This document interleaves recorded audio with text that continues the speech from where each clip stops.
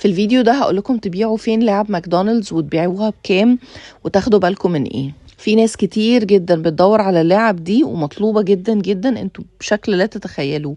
ناس عندها حضانات بتحتاج لعب تكون اسعارها معقولة، بما ان الحاجات الجديدة كلها بقت غالية جدا. او مثلا حد معين بيجمع مثلا اللعب دي وبيبقى عايز مثلا يعمل منها كولكشن كبير قوي.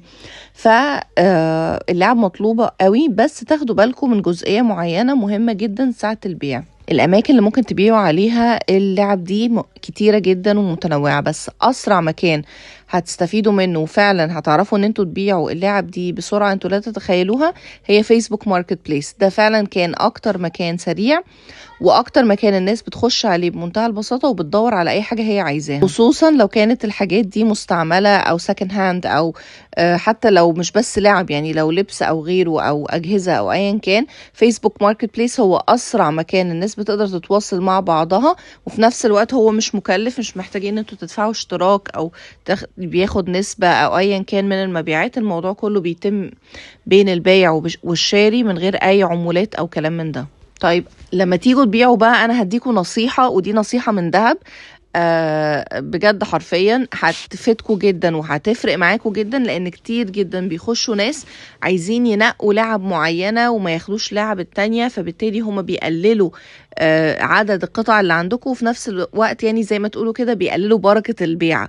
فما تستسلموش لحاجة زي كده. مفيش حاجة اسمها انا مثلا قطعة بكذا او هاخد دي بس مش هاخد دي والكلام ده. لا، بيعوا الكمية اللي عندكم كباكج او كعدد محدد بمبلغ مقفول، بحيث ان انتوا كمان تستفيدوا وتمسكوا مبلغ محترم في ايديكم. الاسعار بقى بتاعت القطعة دي ايه او نظامها ايه؟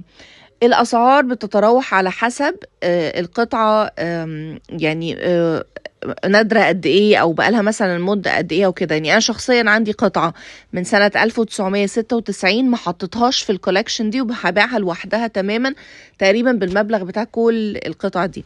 طيب الافريج او الرقم المتعارف عليه هو من 12 جنيه ل 15 جنيه للقطعة. ده الرقم اللي اغلب الناس عارفاه، بس في الكمية، يعني ده سعر القطعة في الكمية لأي حد عايز ياخد كمية.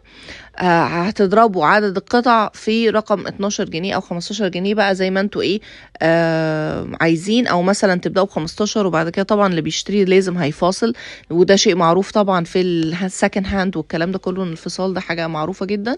فتنزلوا بقى مثلا ل 12 او كده.